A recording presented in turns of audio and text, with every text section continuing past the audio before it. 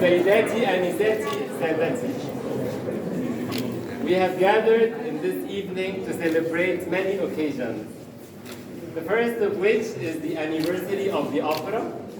Normally, every October, the Opera House celebrates its birthday or anniversary by inviting many artists to give a group show.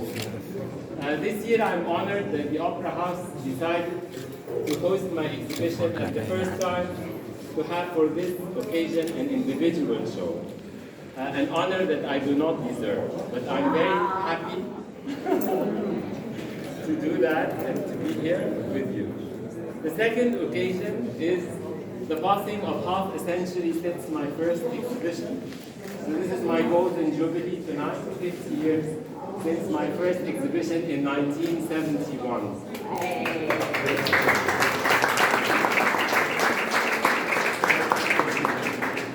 But the third, the last but not the least, we have gathered all tonight to honor one of Egypt's most fabulous, brilliant movie stars. Her name is Mrs. Lubna Abdelaziz.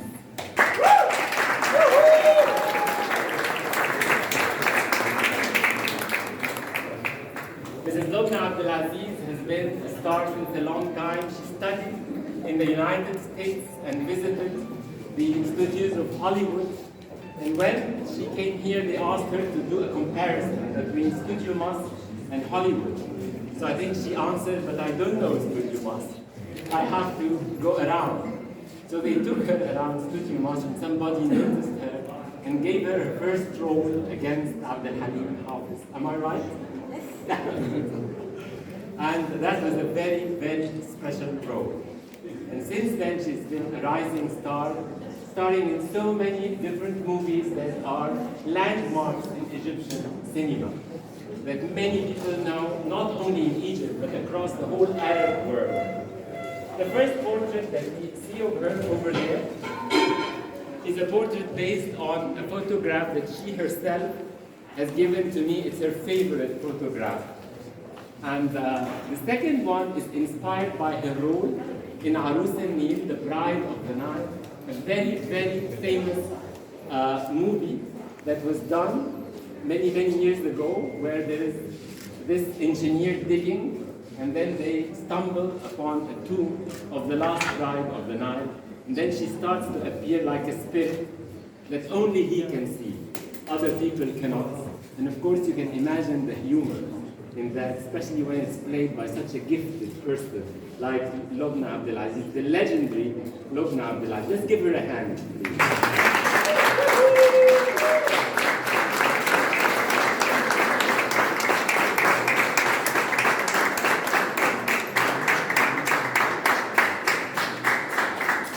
Not only did she enjoy success in the movies, but also in the program that she used to give in the European channel on Cairo radio.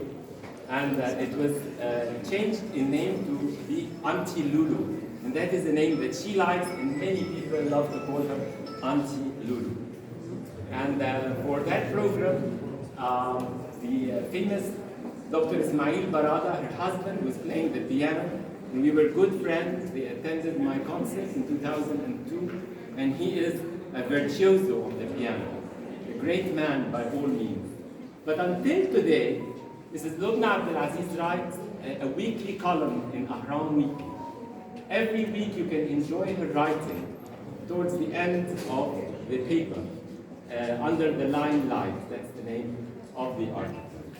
So I would love her to stand and just give us 2 sentences so we can hear her beautiful voice. Woo!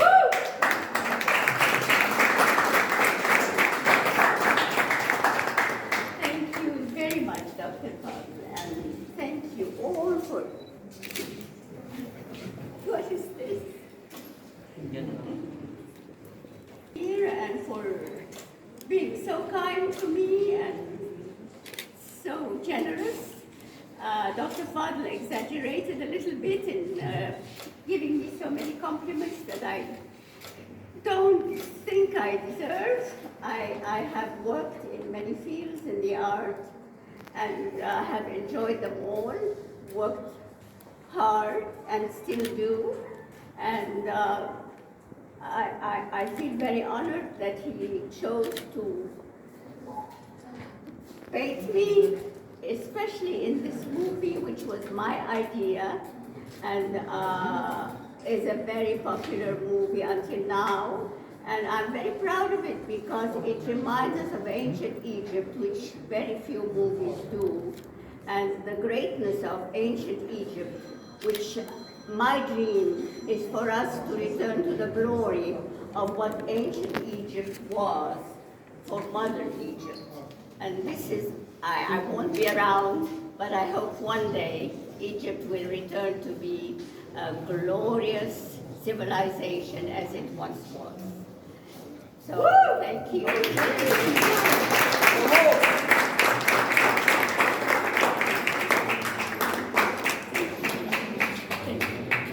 Feel free to look at the show in brief. The spirit of the belle epoque is not just the belle epoque, but it's the spirit of the belle epoque.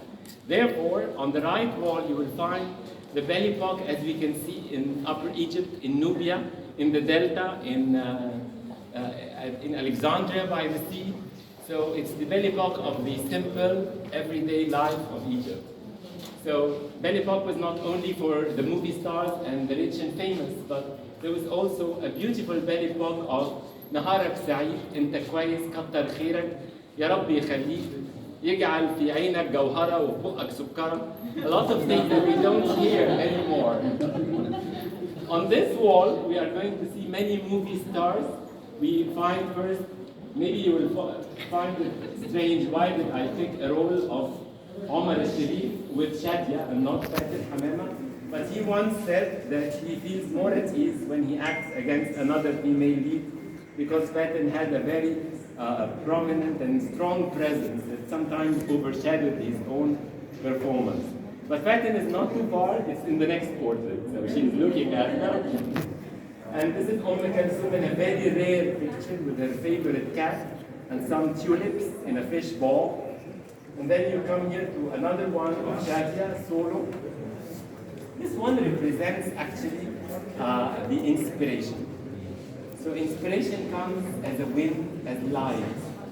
And with it carries the petals of roses.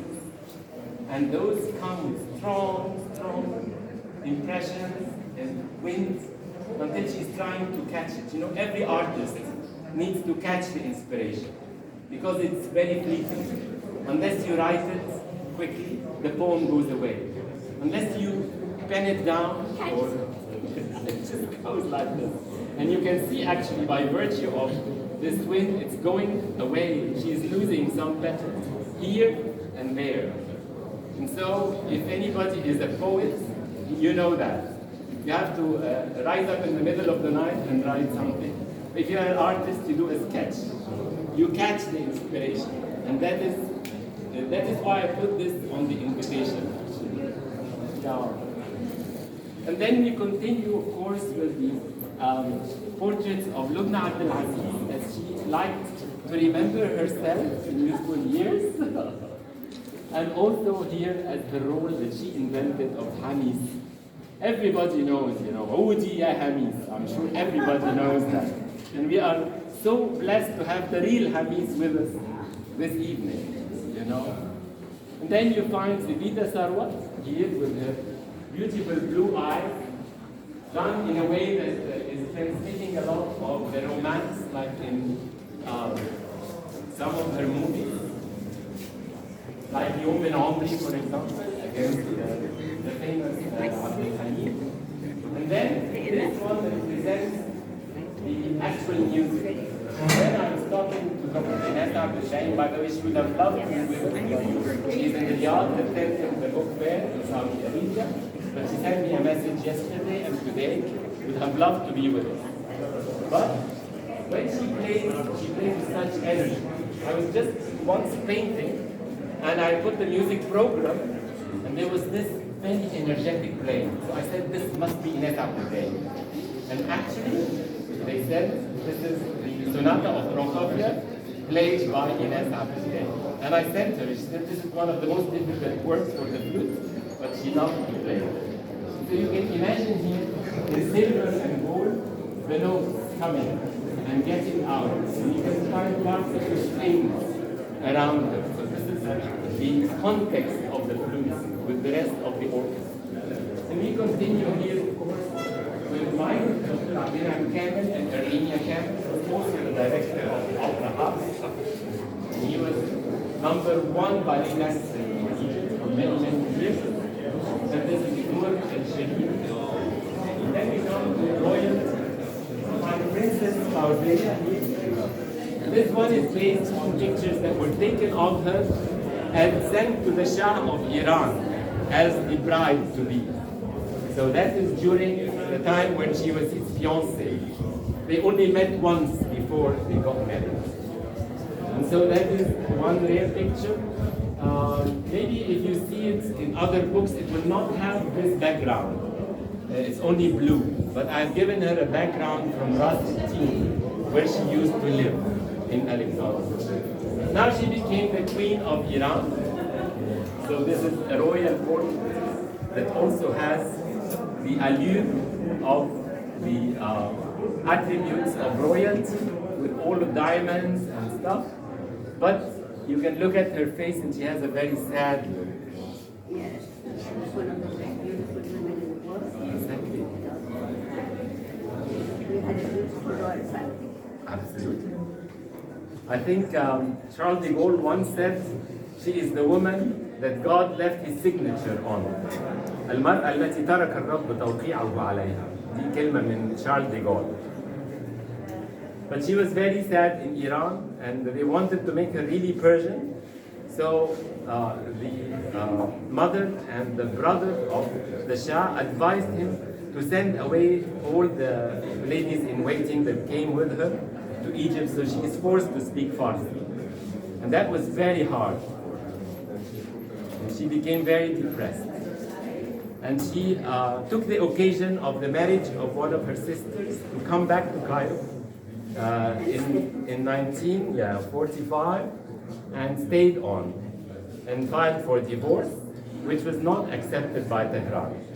So it was only one-sided divorce in Egypt. But 3 years later, Tehran accepted the divorce and gave her a Farsi divorce on the occasion that she leaves her only daughter, Shahnaz, Princess Shahnaz, in Iran. And this is how she got off the hook and became free again. And a couple of years later, she married Ismail Shireen, who was the Minister of Defense in Egypt. And she had a son, Hussein, and a daughter, Nadia, from him. And Nadia was married shortly to Yusuf Sha'ban for a short time. And they had one daughter that was born shortly after the 6th of October, on the 9th of October, 1973. And so they called her Sina. Sina Yusuf Sha'ban. That is the granddaughter of Princess Fauziya. Now on the main wall we have a very important painting because there is no opera without ballet. You have to have ballet. And I chose a French ballet, Giselle. I know that people that love ballet find Giselle very enticing. My daughter's name. Really? Oh wow, Auntie Lulu's daughter is called Giselle. How convenient. Well, in the first act, Giselle loves to dance, but she has a romantic heart. And she dances as a peasant woman. And then one noble person, Albrecht, sees her dancing and he loves her, but he cannot come in as a nobleman. So he dresses like a peasant and starts to dance in front of her. So she likes that a lot and they dance together. Only to find out that he was fooling her. He is not only noble, but he is also married. And his wife finds them and she is shocked. So she fights that fear and sadness by dancing more, but her weak heart cannot take it. So the first act, at the end of the first act, she dies on stage. In the second act, you see the afterlife, and this is the beginning of the second act.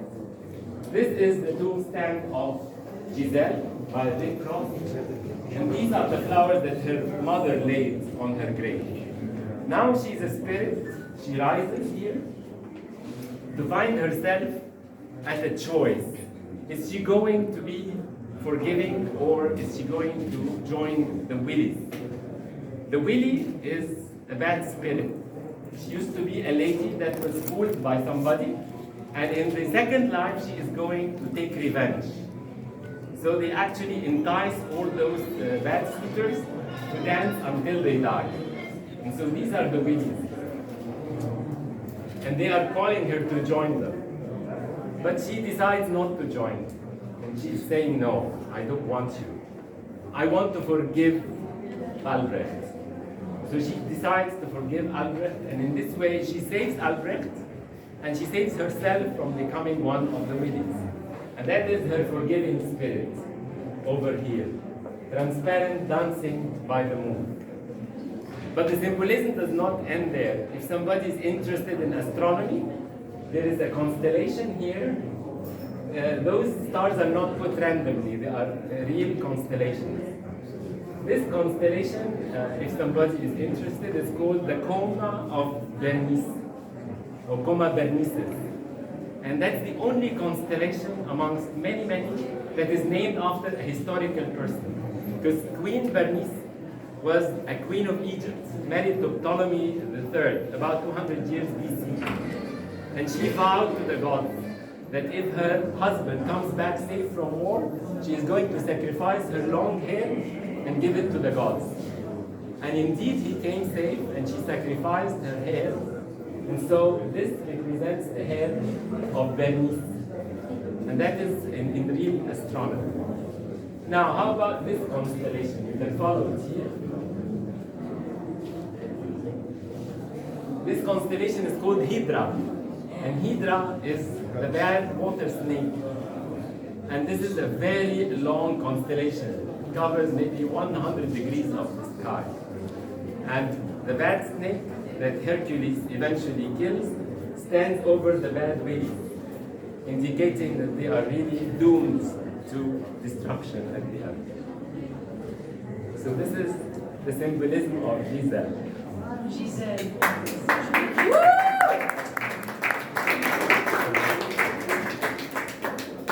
So I don't want to bore you with more stories, but upstairs you will find more pictures in charcoal, in soft pastels, and some still lifes, because my last exhibition was more about flowers.